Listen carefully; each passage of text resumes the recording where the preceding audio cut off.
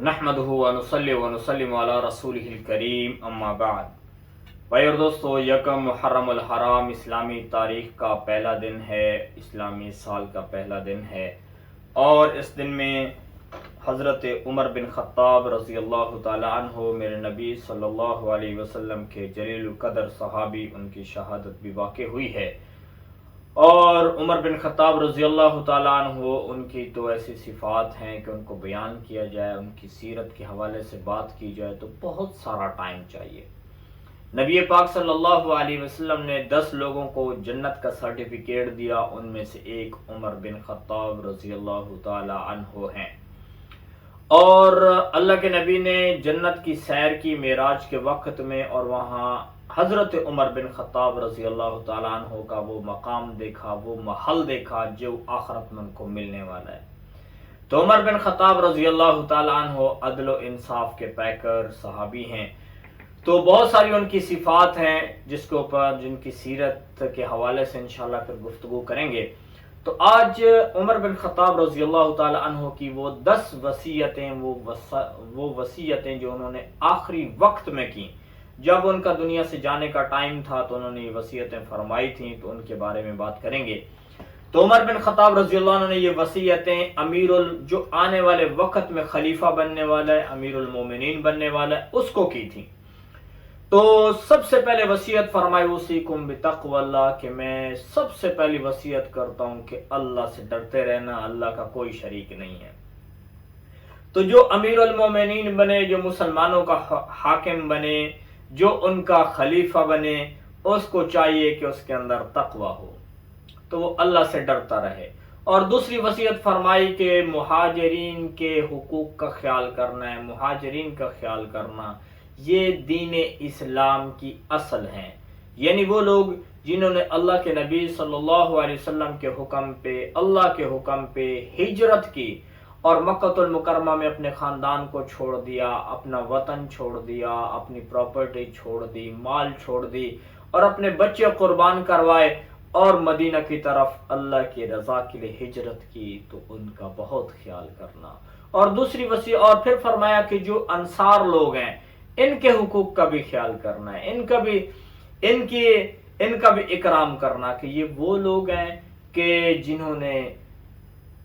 مہاجرین کو پناہ دی ہے۔ مہاجر لوگ جب ہجرت کر کے آئے تو ان کے پاس کھانے کو کچھ نہیں تھا، ان کے پاس ٹھکانے کو کچھ نہیں تھا، تو یہ وہ لوگ ہیں جنہوں نے ان کو ٹھکانہ دیا،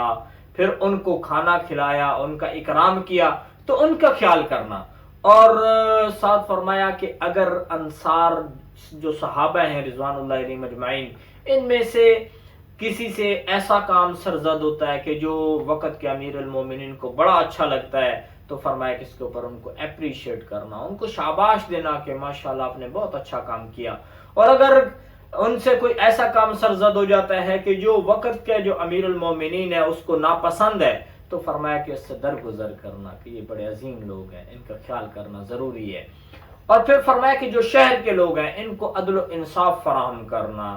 اور ان کو آسائشیں دینا، جو ان کا بنیادی حق ہے، ان کا حق بنتا ہے، تو ان کا خیال کرنا۔ اور جو لوگ دیہات میں رہتے ہیں تو دیہاتی لوگوں کا بھی خیال کرنا ہے کہ وہ عربوں کی اصل ہیں، یعنی جو عربی زبان جو اصل میں جو صحیح معنوں میں موجود ہے وہ وہاں پر ہے، شجاعت، بہادری، یہ اور عربوں کے اوصاف تھے۔ تو جو دیہاتی لوگ ہیں ان کے حقوق کا بھی خیال کرنا ہے۔ اور ساتھ پھر یہ تو مسلمانوں کے حقوق کے ساتھ ساتھ اللہ کے نبی صلی اللہ علیہ وسلم کے عظیم صحابی حضرت عمر بن خطاب رضی اللہ عنہ نے فرمایا کہ جو غیر مسلم لوگ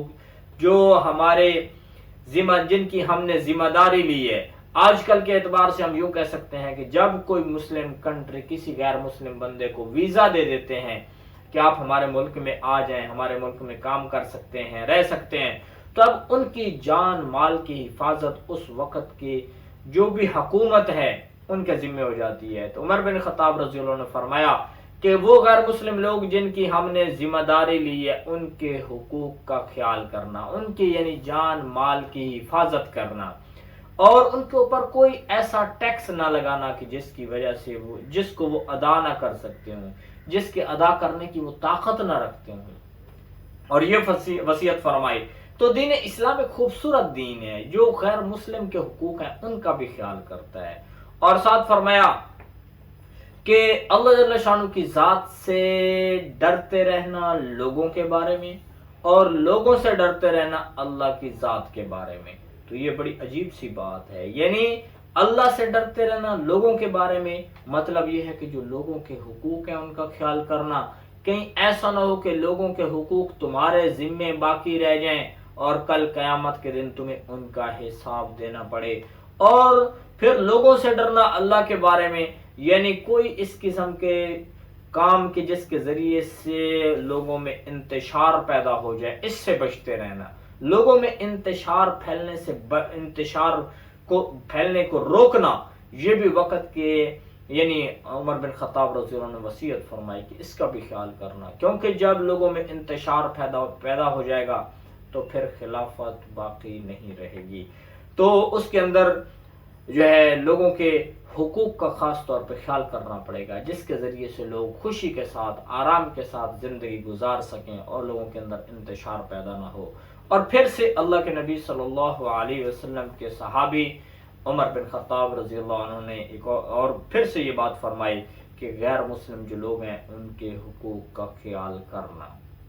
ان کے جو مال جان کی حفاظت ہے تمہاری ذمہ داری ہے. اور ایک اور حدیث مبارکہ حضرت عمر بن خطاب رضی اللہ عنہ کے پیش نظر تھی اور وہ یہ ہے کہ جب کسی غیر مسلم کو مسلمان ملک نے اپنے ملک میں رہنے کی اجازت دی ہے, وہاں کام کرنے کی اجازت دی ہے, تو میرے نبی صلی اللہ علیہ وسلم نے فرمایا کہ اس غیر مسلم کی مال جان کی حفاظت کرنا اس کے ذمہ ہو جاتا ہے. اگر اس کا کوئی نقصان ہو گیا تو کل قیامت کے دن میں اس بندے کا اس غیر مسلم کا وکیل بن جاؤں گا اور اس کو حق دلاؤں گا. تو اس لیے ہم دین اسلام کو دیکھتے ہیں تو دین اسلام کتنا خوبصورت دین ہے جو مسلمانوں کے حقوق اور غیر مسلم کے حقوق کا بھی خیال کرتا ہے, مسلمانوں کے حقوق کا خیال کرتا ہے تو ساتھ ساتھ غیر مسلم لوگوں کو بھی کے حقوق جو ہیں ان کا بھی خیال کرتا ہے. تو عمر بن خطاب رضی اللہ تعالی عنہ کی وصیتیں ہیں اور میرے نبی صلی اللہ علیہ وسلم نے کتنی خوبصورت بات فرمائی کہ اگر غیر مسلم کی مال جان کا نقصان ہوتا ہے اور وقت کا خلیفہ وہ اس کا خیال نہیں کرتا تو قیامت کے دن اس کو اس کا حساب دینا پڑے گا. تو یہ وہ وصیتیں جو ہمارے وقت کے جو حکمران ہیں ان کو بھی چاہیے وہ ان کے اوپر عمل کریں. ان کو دیکھیں کہ جب تک وقت کا جو حکمران ہے جو خلیفہ ہے وہ اس کے اندر تقوی نہیں ہے, اللہ کا خوف نہیں ہے تو اس سے خیر کی کوئی توقع نہیں کی جا سکتی. اگر وہ اپنی رعایا کی معیشت کا, اپنے لوگوں کے کھانے پینے کا, ان کی سیکیورٹی کا انتظام نہیں کر سکتا تو اس وقت ملک کے اندر بدامنی پھیلے گی, اس کے ذریعے سے جو نقصان ہوگا پھر اس کو روکنا ناممکن ہو جائے گا. تو اس لیے جو اسلامی قوانین ہیں, جو اسلامی رول ہیں, ان کو دیکھ کر جب زمین کے اوپر جو ہے وہ حکمرانی کی جائے گی, لوگوں کے ساتھ اچھا برتاؤ کیا جائے گا تو دنیا کے اندر سکھ اور چین کے ساتھ رہنا نصیب ہوگا. اللہ تعالی ہمیں حضرت عمر بن خطاب رضی اللہ تعالی عنہ کی ان بہترین نصیحتوں کو جو ہے سمجھنے کی اور ان کے اوپر عمل کرنے کی توفیق عطا فرمائے.